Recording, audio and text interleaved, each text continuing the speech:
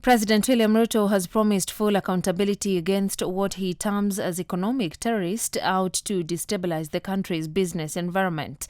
President Ruto cautioned that those found engaging in disruptive protest will account for their actions.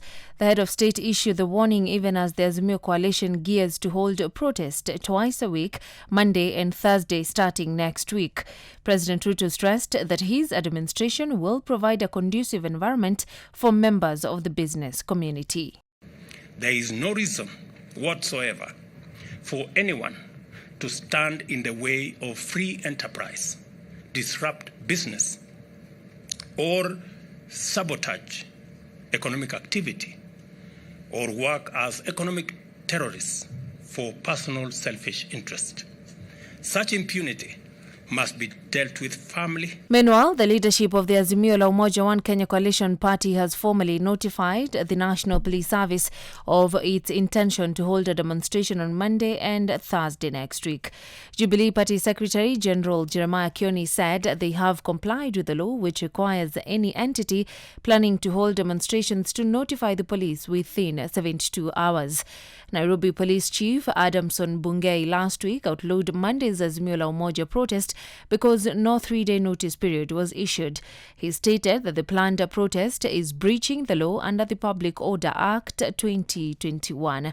We have come here to notify the regional commander about the intended meeting demonstration on Monday and Thursday next week. The Council of the Azimio met and decided that we will continue with demonstrations next week on Monday and Thursday. President William Ruto expects dollar demand in the country to ease as the government plans to import fuel in Kenya shillings. Ruto's remark comes after the cost of buying a dollar increased to as high as 145.5 shillings per dollar as of yesterday. Greenback demand in the country has been rising over the last few years due to high demand from importers. However, dollar requests are expected to drop after the Kenyan government and its Saudi counterpart signed an import deal for fuel importation on credit. Early this month, Energy Cabinet Secretary Davis Chirchir said that the oil import deal would see the state-run National Oil Corporation import 30% of the country's monthly fuel requirements.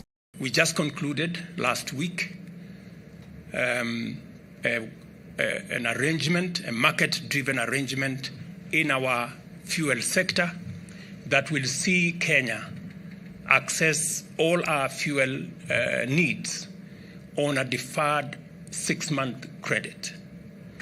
That will eliminate a demand of $500 million every month from this market.